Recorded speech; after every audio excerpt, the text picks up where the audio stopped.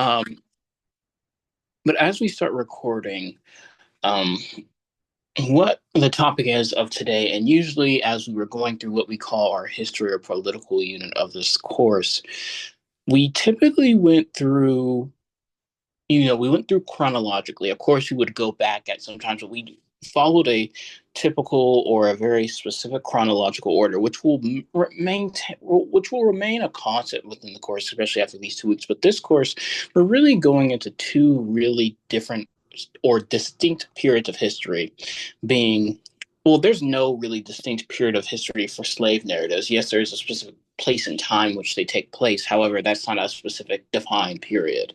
And then the Harlem Renaissance, which, as we know, is a very specific defined period. And the reason why we discuss these two in conjunction is one, it's necessary that we do our due diligence and we do the best in terms of service sorry about that, when we talk about going into our when we talk about going into literature. And of course, when we talk about the Harlem Renaissance, we're not just talking about literature, we're not just talking about poetry, we're also talking about art forms, whether it be sculpting, painting, etc.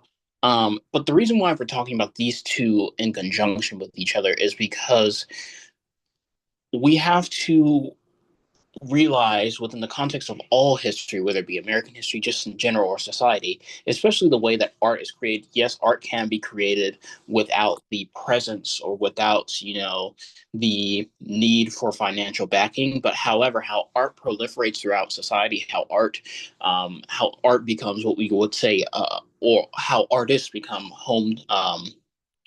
homegrown names or just, well-known names, or how people get their art hung up into multiple people's homes throughout the time, is that we see, for example, we see someone become a patron of the arts, or that's a phrase that you might have heard. But a patron is not just someone who actively buys art. A patron is someone who actively supports the artist and either purchasing the materials needed, or even further pays for their living expenses.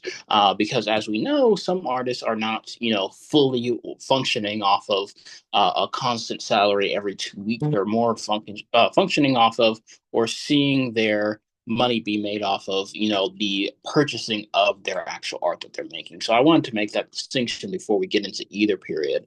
But when it comes to the slave narrative, and we talked about this about 2 weeks ago when it came to Jim Crow and Reconstruction. Um, Slave narratives, especially in the case of the life and narrative of Frederick Douglass, was a turning point, not just in Black American history, but also just American history in general. And I say this because it is the first real acknowledging of the horrors of slavery. Yes, there were other individuals who were not enslaved, Caucasian people within America, or other non Black individuals who did not experience slavery, who were starting to or had already realized the horrors and brutalities of slavery. However, what slave narratives did, it showed the lives of people who were enslaved to a larger group of people. And these slave narratives, not when it just came to Frederick Douglass, but authors such as Harriet Jacobs, Harriet Beecher Stowe, a lot of these individuals really, of course, made their names off of these narratives, but also for a larger group of people, it really allowed people to, like I said before, it allowed people to get insight into what was actually happening with enslaved people.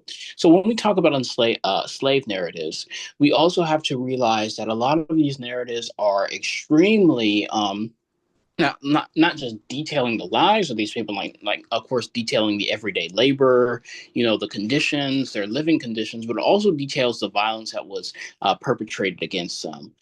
If we were to cite, and we have to be very careful about slave narratives as well. And the reason why we have to be very careful about slave narratives is because the way that they're produced, and they're also produced alongside something called what we call the captivity narrative. So in early America, there was really two really, especially from the 1700s to, I would say, up until the Civil War, there were two main sources of entertainment. And it was, of course, literature, and which is, written forms of art. And of course, it was also if it were available, theater for those who are available. So we talked about blackface and we talked about minstrel theater. However, literature in America really, and uniquely American literature, really serves a very interesting role in both Black American history and overall American history. And I say that because literature, like I said before, there were really two main genres or two main narratives that really dominated American literature and American conscious. And it was something that we call the captivity narrative, and it was something that we call the slave narrative.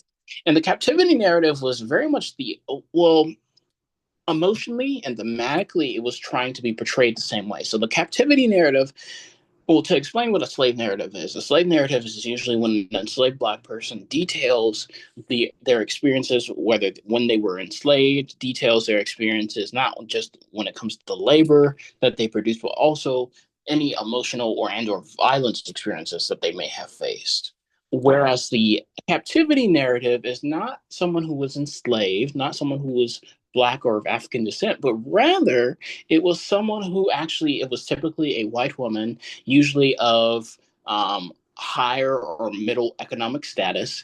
And this was during a time in which, despite the United States being established as a country, or at that time being established at 13 colonies, a lot of these captivity narratives were actually a description of these women, typically white women, like I said before, being kidnapped by Native American tribes or indigenous tribes that settlers were engaged in active conflict with. And the reason why I bring up the captivity narrative and compare it to the slave narrative is that the reason why we have to compare the two is because it shows two faces of America. It shows an America that, one, with the slave narrative, it has to reckon with what it's currently doing. And then two, with the captivity narrative, it's not reckoning with it's currently doing. It's not, the captivity narrative is not saying what, the wars and the colonization waged against Native Americans is okay.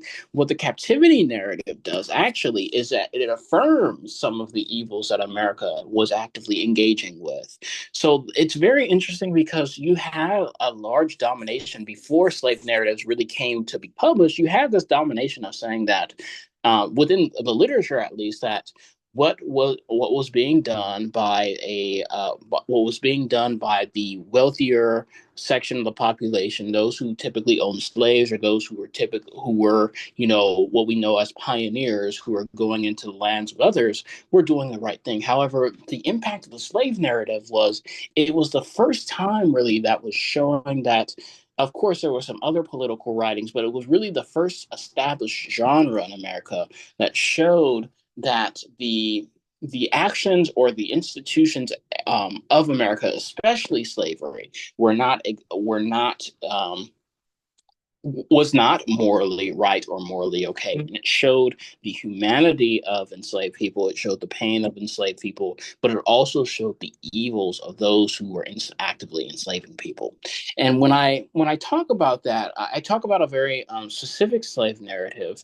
I'm blanking on the name at the moment, so I have to remember that. But I'll just give you a brief synopsis in which um, there is a woman who is the product of an enslaved individual or an enslaved person and their master. So they are a mixed Black woman. So they're both Black and white. And because of that heritage, not only are they forced to live in the attic of a house, but after their mother produced that child of both the enslaved and the enslaver, they were forced to raise said child in the attic while at the same time raising the fully white child of their slave master out in the open outside of the attic. And what that shows is not just, obviously, of course, when we think of slavery, we think of of course, the whippings, the lashings that would happen as a result of, either disobedience or, what we would, multiple different things. But what we also have to think of at the same time is slavery just wasn't that. It was also a system of, sexual violence. It was a system of other different forms of violence that really went under the radar. And what brought that experience to light was the slave narrative. So the slave narrative, like I said, it changes the way that people saw America, and it also changes the way that people saw enslaved people, saw Black people in the country. Um, and what so and how exactly there's actually a connection, believe it or not, even though they seem very chronologically distant at the very least, a connection between the slave narrative and the Harlem Renaissance. And I say that because, and I think this has been a continued theme within America, whether it be literature, whether it be movies, whether it be television. There's always been this continuation of this feeling, and I think it's very much a rightfully held feeling, and there very much is virtue, and there's very much how should I say exactly? There is precedence behind it of when it comes to Black people being featured in entertainment, especially television, there's a feeling of there's too much of a focus onto slavery, or there's too much of a focus onto the past, or there's too much of a focus of the trauma of Black people in the past.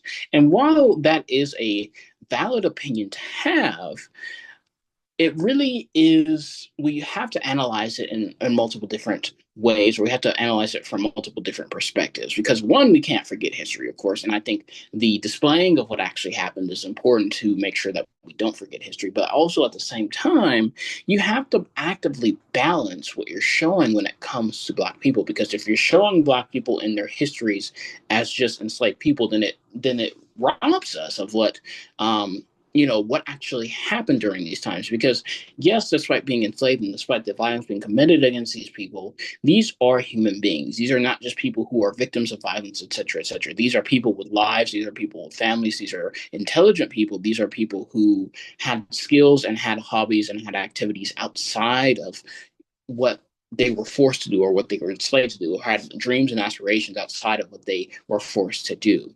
And the reason why I say there's a connection between the Harlem Renaissance and the slave narratives is because the Harlem Renaissance is the first time in which there is economic backing behind Black art aside from slave narratives. And what we saw was slave narratives became, to be quite honest, the reason why they were being published, because you would think if a country is upholding slavery, then why are they publishing books that very much go against the institution of slavery? Well, one, obviously, there was an active growing abolitionist movement outside of formerly enslaved and Black people within the country, but also, two, it was economically successful. Whether a person was against slavery or not, people were drawn in by the stories of people who were considered foreign to them. Like, to be quite honest, within the period of slavery within the country, there was not much interaction between white and enslaved people, or white and even free Black people. So a lot of white people at the time, or a lot of non-Black people at the time within the country, saw it as an insight into others' lives. So that's why it was economically successful. Two, as opposed to only, funding, really seeing only stories about slavery or trauma in the sense, what the Harlem Renaissance did was that, yes, there was definitely a funding of Black art surrounding Black trauma, especially in the 1920s and 1910s. But it was also, there was a funding of art that was outside of that trauma that I speak of. And the thing is with the Harlem Renaissance, and why I really pair these two together, is it really shows the evolution of not only Black art, but it also shows the evolution, and it shows how the system of art in America is not only just, an artistic system, but it's an economic system, and it heavily relies on economic backing. So this is why I talked about the whole patronage system originally, is because the Harlem Renaissance, and the reason why there is it's titled the Harlem Renaissance, is because a lot of Black art fell in the cracks, or fell into the cracks between this period of, the Civil War to when the Harlem Renaissance was established in the 1910s and 1920s. And the reason why it fell through the cracks is because there was simply no economic backing. Of course, there were people making the art, but for, art to be hung up in your home, or for you to be able to buy art, or be able to buy copies of a painting, that requires a certain and a large amount of money. You need economic backers. You need the patronage system, and you need other sources of wealth, or other sources of cash or money, to really propagate your art throughout the country. So what we that's why the slave narrative really became popular as kind of the only source of black art during the time, is because there really was no economic backing behind other forms of black art. And as we said before, there were of course freed black people during this time of the slave narrative. However, the issue is there was still a limited amount of economic capital to produce black art to what we saw in the Harlem Renaissance during this time. So, to kind of end our little part on the slave narrative here, it's more of a, when we think of slave narratives, whether it be uh, the autobiography or the life and times, or the life of Frederick Douglass, or whether it be writings from Harriet Beecher Stowe, or whether it be writings from Harriet Jacobs, or even slightly fictionalized works such as Uncle Tom's Cabin, we also do have to realize that these narratives were successful because there was an active, as we discussed, especially when we discussed for weeks 1, 2, and 3, there was an active want and there was an active request and there was a realization that the institution of slavery was not morally aligned with what was purported to be the moral inclinations of the United States at the time. Um, so when we really think of it, we have to think of, when we think of art movements, whether it be Black American art movements or whether it just be art movements in general, because what we see with the Harlem Renaissance is that the Harlem Renaissance really intersects with a couple of different art movements that are really not only international art movements but overall American art movements. And what we see is during, especially when it comes to modern art and architecture as well, we see that Black Americans, or just Black people, or the diaspora as a whole, significantly contribute to other art movements at the time, specifically modern art movements, especially the post-World War One modern art movement, especially going on all the way down to the 1980s of the mid-century modern both art and modern architecture movement as well. So what we see is a lot of these movements. The Harlem Renaissance is more to describe this a flourishing of art, specifically in Harlem, New York, of different poets, writers of all sorts and forms and lengths, and different artists of multiple different mediums. It also relates to musicians as well, dancers as well. And we'll talk about how dance movements, especially next week. But since we're starting how I like to teach the Harlem Renaissance, we really start in the base of the 1920s. We do have to talk about some of the forms and some of the styles, whether it be music and art and dance, that really start to proliferate in Harlem as well as other Black areas in New York.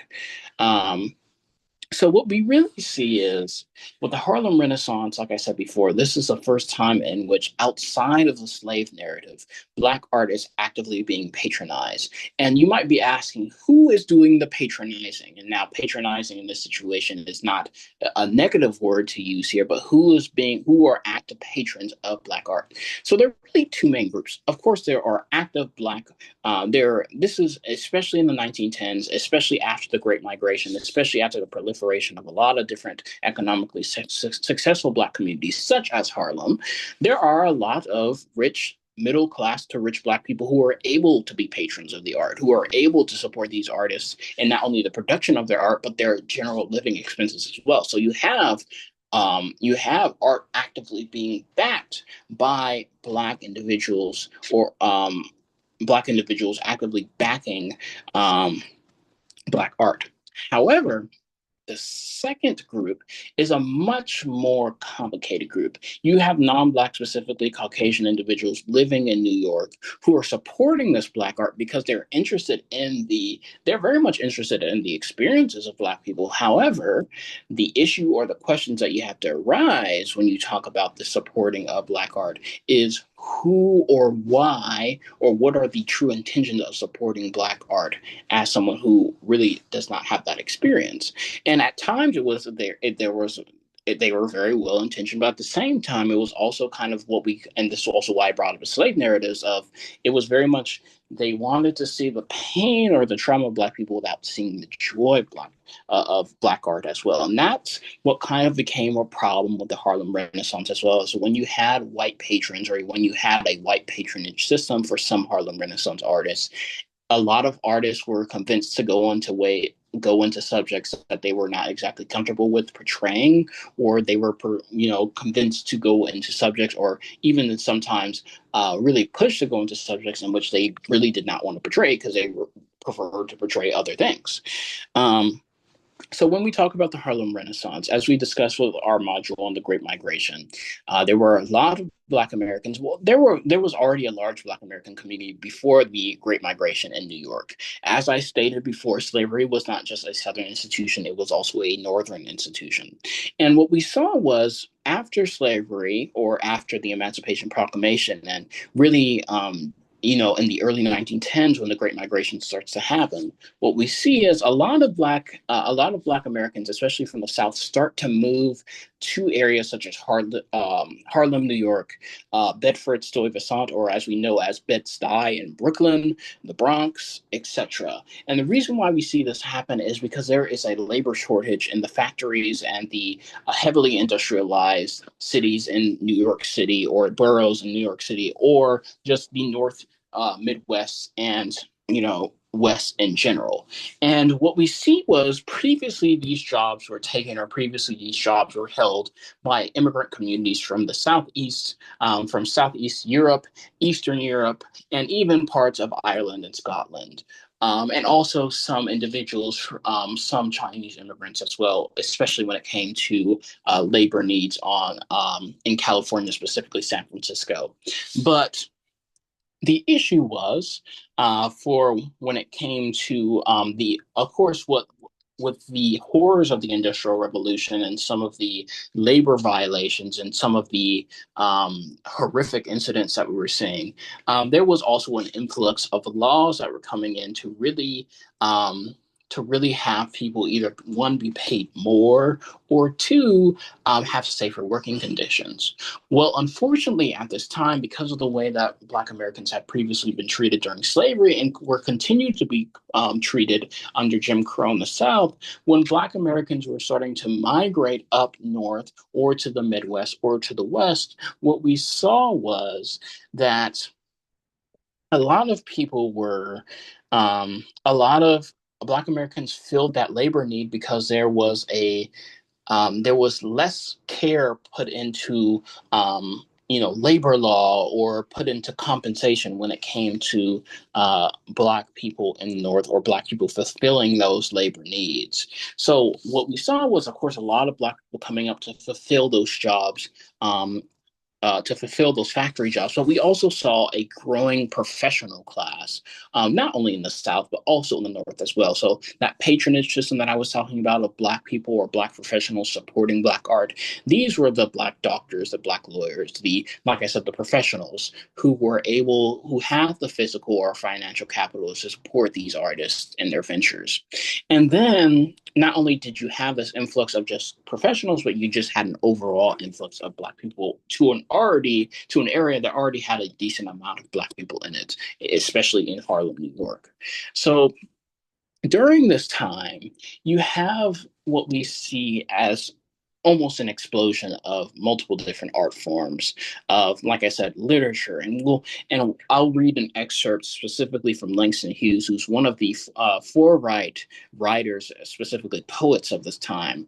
And it's a poem called "I Sing to America," and it's really this longing, not longing, I would say, it's actually this demand, saying that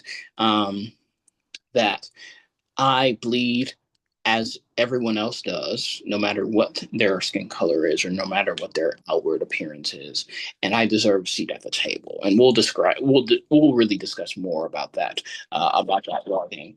But we see an influx of writers, whether it be your Langston Hughes, your Zora Neale Hurston's, and then we see an influx of artists as well. And a lot of these writers are also artists as well. So Langston Hughes himself was not only a poet, but because he is a poet, he was also technically a singer and a jazz artist of some sort. You also had the proliferation of the jazz music movement during the time, which we'll really talk about next week. So you have your Duke Ellingtons, you have multiple singers of this period, and then you also have your sculptors, your artists, your musicians, your dancers, your dance forms, etc., that are really starting to proliferate during this time.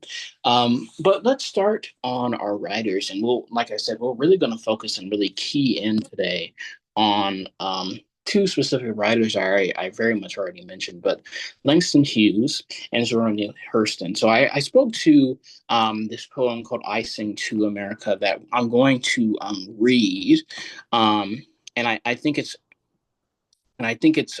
very powerful because I think it's almost in a way very it sets the backdrop for um, what kind of the requests that were made um, and the kind of rhetoric around the civil rights movement, which would happen nearly 40 years later. So I Sing to America was written or slash originally published in 1926. And of course, like I said before, the author is Langston Hughes. And we'll talk a little more about Langston Hughes after this and who he was as a person. So it starts saying, I too sing America. I am the darker brother. They send me to eat in the kitchen when company comes, but I laugh and eat well and grow strong. Tomorrow I'll sit at the table when company comes. Nobody'll dare say to me, eat in the kitchen then. Besides, they'll see how beautiful I am and be ashamed. I too am America. And what this poem does, it not only is a metaphor for the social ostracization of Black people even after slavery, but it uses the system of slavery, but also the system of um, homework or domestic work that Black people were still under. Even after slavery, a lot of Black people, especially Black women, served as domestic workers, whether they be nannies, maids of some sort, wet nurses, childcare workers, etc. And it was a very consistent, or was a very common practice for a lot of these domestic workers to, despite them making grandiose and very large meals for families, one, have to enter through the kitchen, two, not being able to use the same facilities as those who were living in that house, and then three, also they were not literally and figuratively given a seat at their own table in which they had prepared said meal for. And when we see I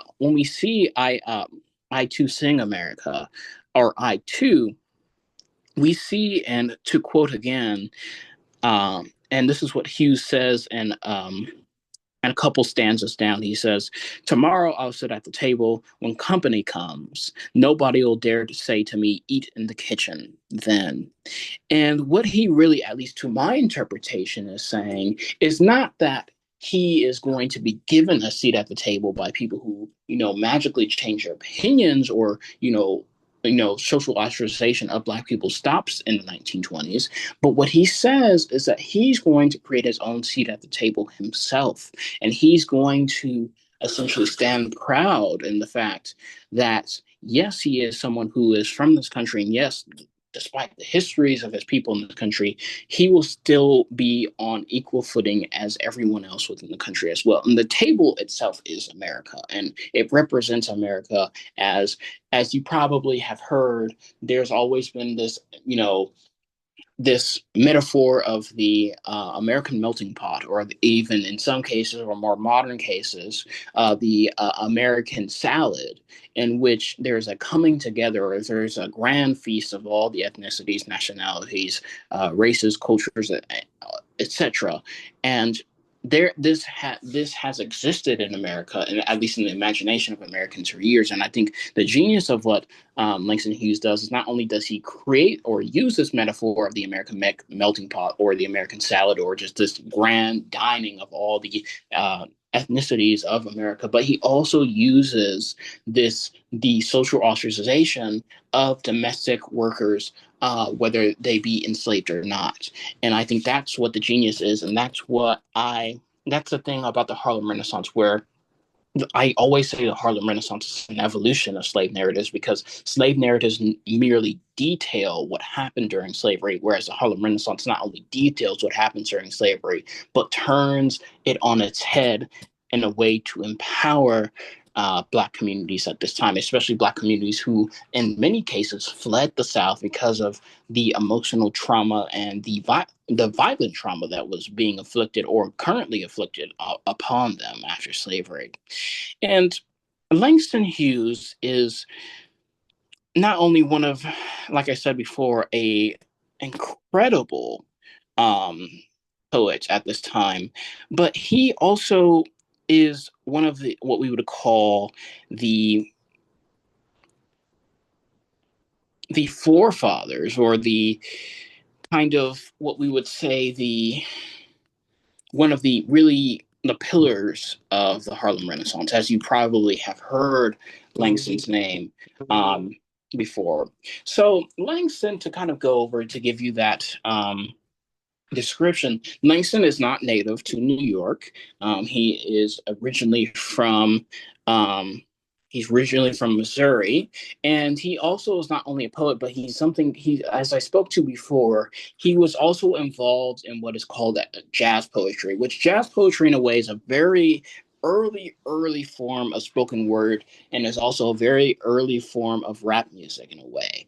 So it's very much what we're seeing in the Harlem Renaissance basically lays the foundation for all pretty much every single cultural innovation and every single cultural music genre in America um, that we now know today. So, and we talk about this before, and we'll talk about this next week, especially. But not only does the Harlem Renaissance set the stage for this, but also multiple different Black American musical genres and traditions even before the 1920s really established this. But jazz really does play a big role in the establishing of a lot of these writings.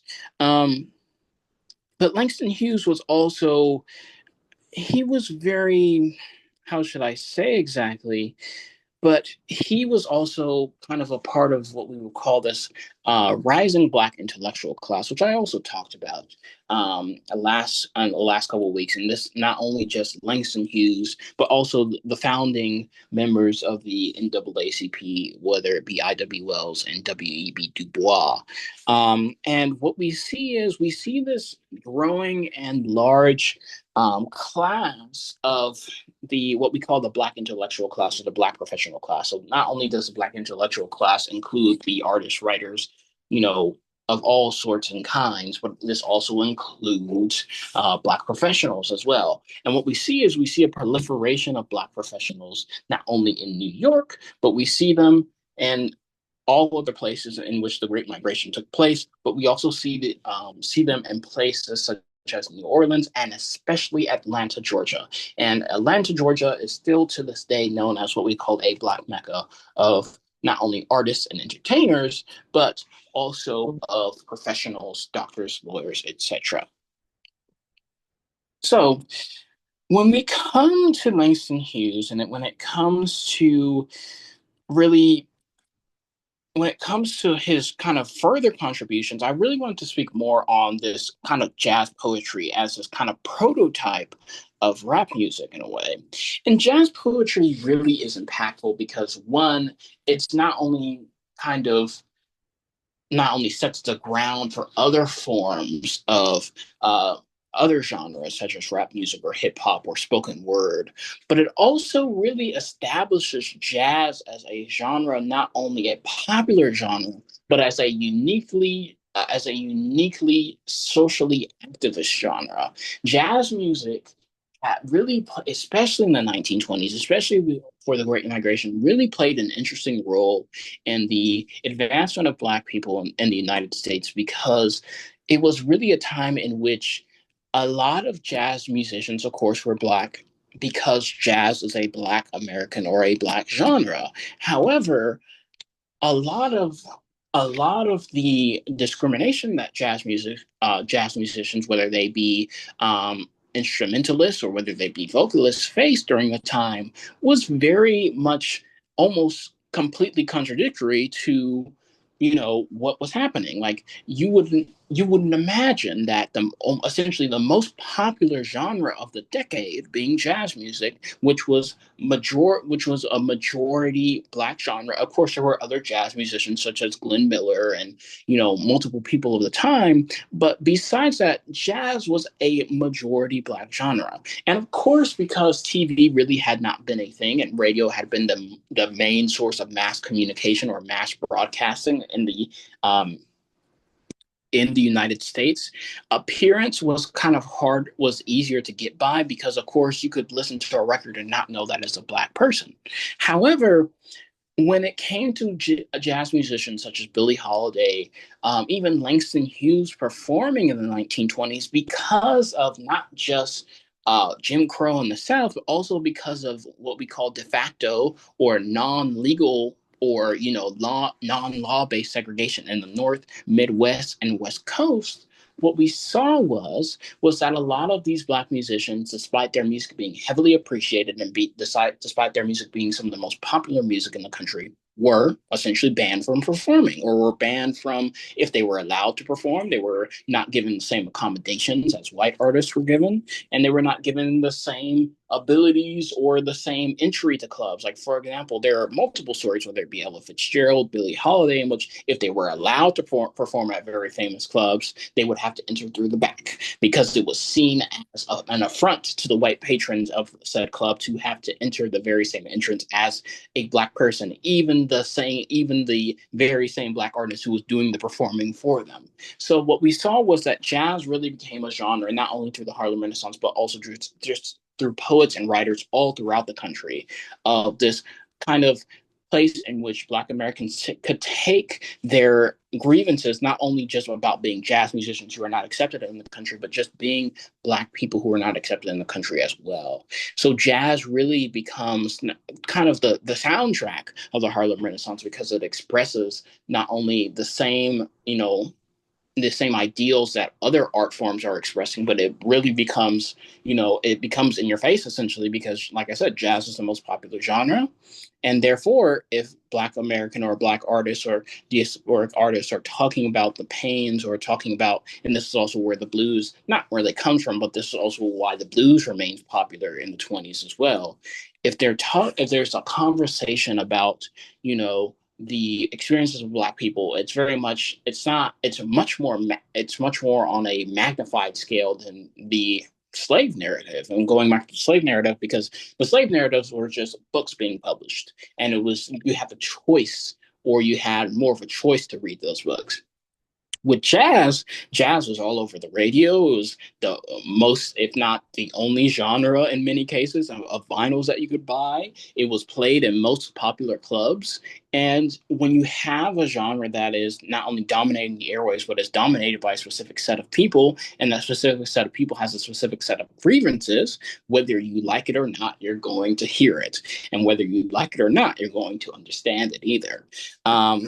So that's what we really see from um, what we really see from at least the writers of the time.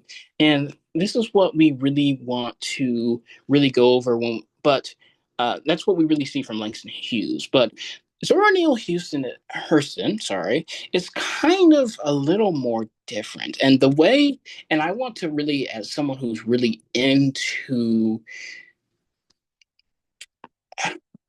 into Black literature, especially, well, just really what we call modern American literature.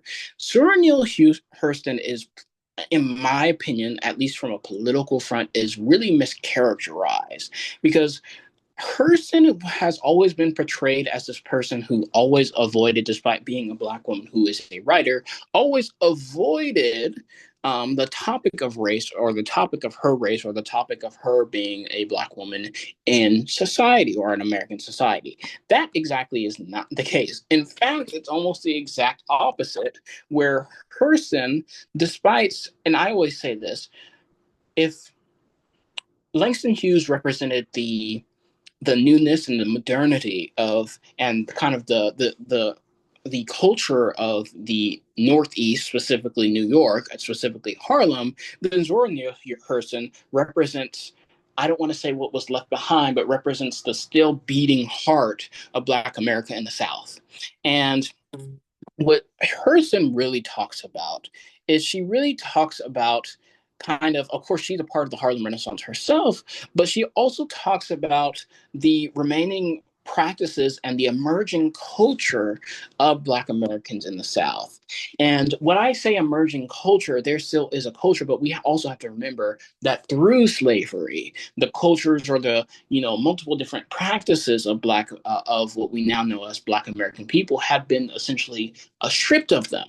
They were no longer practicing. Of course, there were some things that would carry over or come through, but they no longer were practicing their traditional cultures that originated in Africa, because that was no longer something that was something they could no longer afford to do. Obviously, that was something that was taken from them.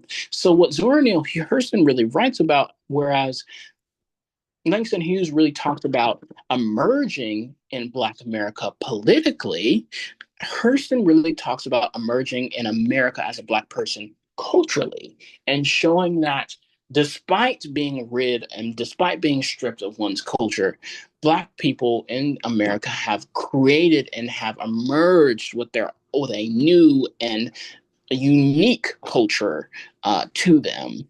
And that's what she really writes about. And that's what she really that's really the theme of her work, if anything. And I really wanted to give an excerpt, um, similar to what I did for Langston Hughes. And I wanted to give an excerpt from Their Eyes Were Watching God. And this is from This is probably one of her most famous writings, and it states, "Ships at a distance have every man's wish on board. For some, they come in with the tide. For others, they sail forever on the horizon, never out of sight, never landing until the watcher turns his eye away in resignation. His dreams mocked to death by time." And I want to make it very clear that time in this case is actually capitalized. That is life. That is the life of men.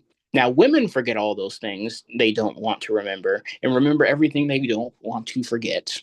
The dream is the truth, then they act and do things accordingly. So the beginnings of this was a woman, and she had come back from burying the dead. Not the dead of sick and ailing with friends at the pillow and the feet. She had come back from the sudden and the bloated, the sudden dead, their eyes flung wide open in judgment. The people all saw her come because it was sundown. The sun was gone, but he had left his footprints in the sky. It was the time for sitting on porches beside the road. It was the time to hear things and talk. These sitters have been tongueless, earless, and eyeless conveniences all day long. Mules and other brutes have occupied their skins, but now the sun and the boss man were gone, so the skins felt powerful and human. They became lords of sounds and lesser things. They passed nations through their mouths. They sat in judgment. And of course, that was quite long, but in my opinion, and through my interpretation, um, it really, especially the line, um, "For others, they sail forever on the horizon, never out of sight, never landing until the watcher turns his eye away in resignation. His dreams mocked to death by time." That is the life of men. I think that entire excerpt, but specifically that first paragraph, really describes, for me, it was always, and I guess I'm taking this maybe too literally, and I could be wrong in this case, but I always took it as an exploration into not only the origin of enslaved people coming to the country through the Middle Passage, through the forced kidnapping, and through this kind of shipping, literally, of people, but also describes the emergence of this new culture, the constant forgetting of things that you don't want to remember, but also the remembering of things that you want to remember. It's the creation of this new culture, and it's the yes, people are being stripped of their culture, but at the same time, they're able to make this culture in this new land, which they're not familiar. And I think that's the genius of Hurston, in which, like I said, Langston Hughes talks about this political conscious or this political identity, but Hurston talks about this unique identity of being Black in America, despite not being connected to what is told to be your motherland, but at the same time being in this place that you're technically not technically native to, but you were born in. But at the same time, you're creating this new culture and you're establishing this new method of practice. And what the Harlem Renaissance does is really establish and really starts to detail and really starts to write about this new culture that has been established for the last almost 150 years and will continue to be established. And what I really like about these next couple modules is that we really discuss that Black culture in America is its own unique thing, and it is a culture. And I think when I grew up, and I think this is the experience of a lot of different people, but a lot of the way that American culture is described, and I think especially if you ask someone who's not from America, when you ask them what is American food, they will give you two answers. They will say there's no such thing as American food, or two, they will say burgers, hot dogs, pizza, and fries. And yes, while that is true, that is a facet of American culture. And this is where I started to think when I think of American culture, I think of course, my culture of a Black American culture of a our food is our collard greens, our mac and cheese, our let me not describe too much before I get hungry, our sweet potatoes, etc. But we have also a rich culture of music. As when we think of a culture, you think, what goes with the culture is our music. Well, we have our jazz music, our blues, our country, our rock and roll, all the way up to our modern hip hop music as well. So what it really describes and this Harlem Renaissance really describes is it does the work of the slave narrative in terms of describing the pain and trauma of Black people, but also describes and really starts to really inform this culture of Black America, of a collective Black America that's starting to be created. Well, not created actually, but has already been created and is continuing to grow actually in a way. Um, so when we talk about the Harlem Renaissance, and when we talk about the Renaissance in general, we obviously think when we think etymologically of Harlem Renaissance, obviously Harlem we know is in New York, but we also think Renaissance. And then Renaissance obviously refers us to what was known as the Renaissance or Renaissance in Italy, or what we know as Western Europe. And when it comes to the Renaissance, the Renaissance, one of the things that we think about when it comes to the European Renaissance is, okay, we are not really thinking about writers. We're thinking about our Michelangelos. We're thinking about our Donatellos. We're thinking about our cathedral painters. We're thinking about many different oil painters as well. And that's something that also took place during um, during the Harlem Renaissance as well. The Harlem Renaissance was not just an explosion of literature, but it was also a how should I say exact how should I say exactly it was a explosion of other forms of art as well. And what I say exactly on that note is a lot of the paintings and a lot of the art that stays within our conscious, whether it be as Black people in America or as even as non-Black people in America, come from the Harlem Renaissance. It comes from the, you know, the how should I say exactly the details or the exploration of a unique culture that has been created in this country by people who descend from another continent but were rid of their own culture.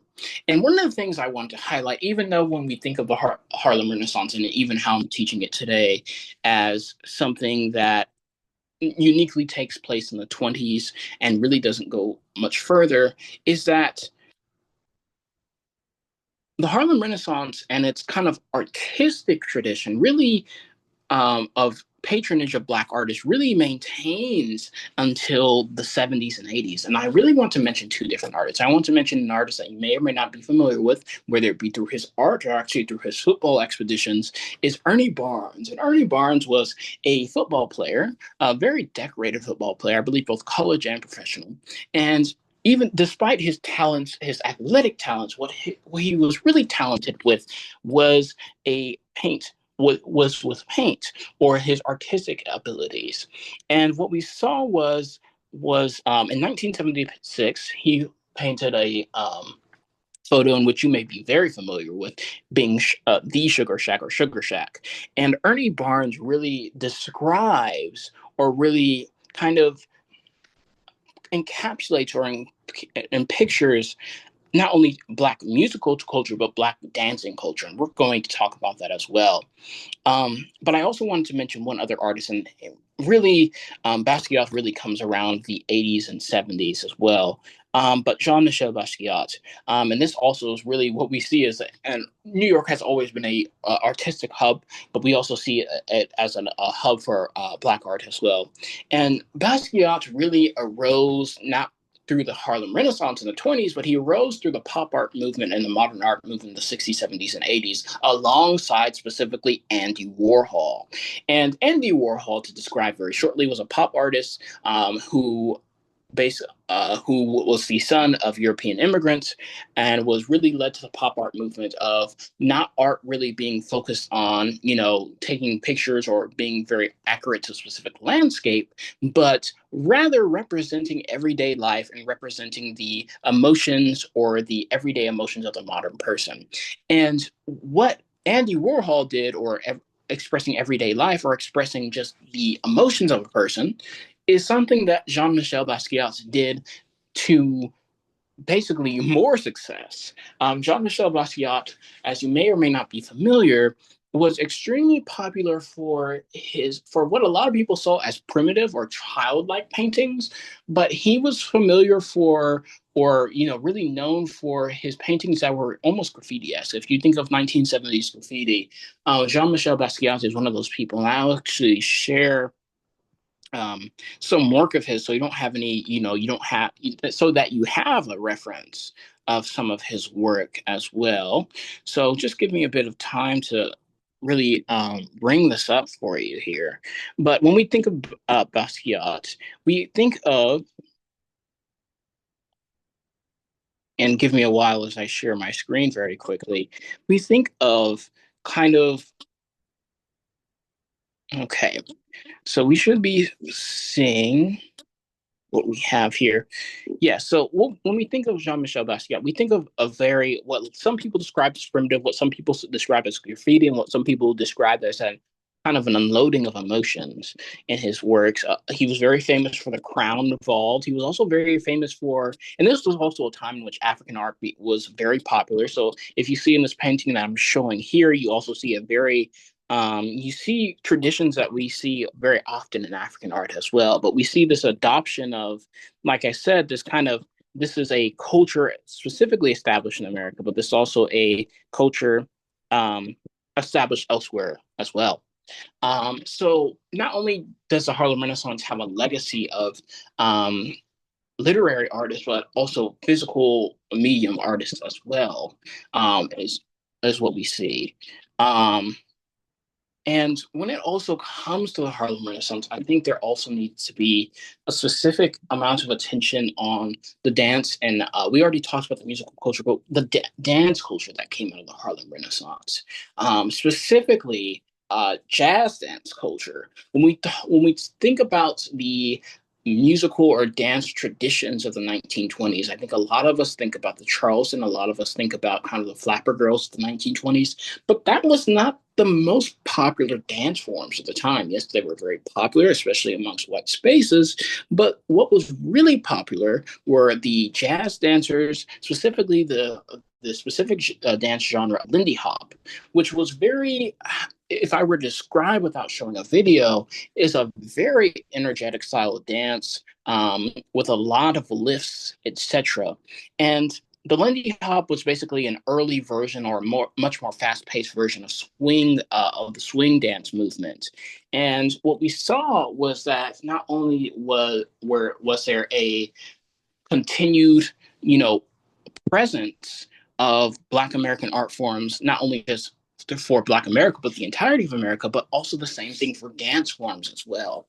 So the reason why I say the Harlem Renaissance is very similar to the slave narrative, as I described multiple times, the slave narrative was the first time in which Black feeling through art was really established and was really studied and was really written and was really read in America as a whole, not for just Black people. But the Harlem Renaissance basically multiplies that by thousands. Essentially, we're seeing the proliferation of black art up until the 80s. We're seeing the proliferation of music genres, not just up until the 80s, but till today. And we're seeing the proliferation of black dance genres as well up until today as well. So what we really see and what we really should get out of the Harlem Renaissance is that it is the I wouldn't say it's a coming out party. It isn't the welcome party, but it's the welcome back party. It's the welcome back into the conscious of American society, essentially.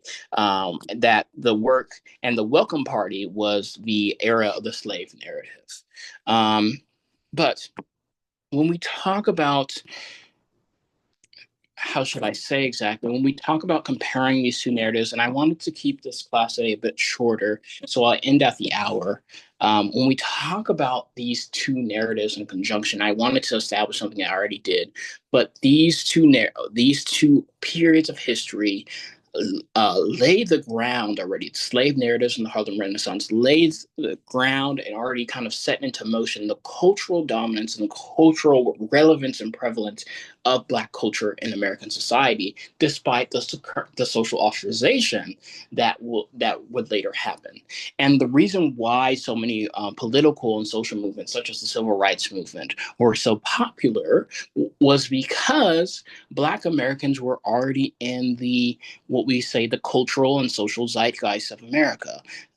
How can you have, for example, how can you have an active, or basically, it's much better when I'm trying to find a way to describe this, sorry. But it's much better when you see Martin Luther King marching on TV and having speeches on TV. And then alongside that, you have James Brown performing as well. It's much easier to promote a movement when you have Langston Hughes speaking about wanting a seat at the table, or not just wanting, but taking a seat at the table in America. But you also have Langston Hughes performing jazz spoken word, or you also have, like I said before, you have multiple other different forms and sources of cultural domination. So, to kind of close this here, what I really wanted to say was, and also why I kept it short, is these two eras really set the ground, like I said before, for not only cultural prevalence, but also uh, further or later social movements that would happen later on in history. And I think what we need to recognize, especially the Harlem Renaissance, as is not only just the first time, well, not the first time, but also a time in which Black art is starting to really become accessible to not just Black people, but also just the majority of people, is that it is a time in which Black feeling and the Black experience becomes accessible. And that's how these movements are really inflamed, and that's how these movements really start to gain traction. Because if anything, empathy or sympathy, but especially empathy, is the best way to make that social change. So I'll kind of close here today. Like I said, I'll end at the top of the hour. But like I said, once again would like to thank you all. And of course, we'll have a much more lengthy class, as this was just the setting of the foundation for our cultural and arts unit for weeks 5 through 8. Thank you once again.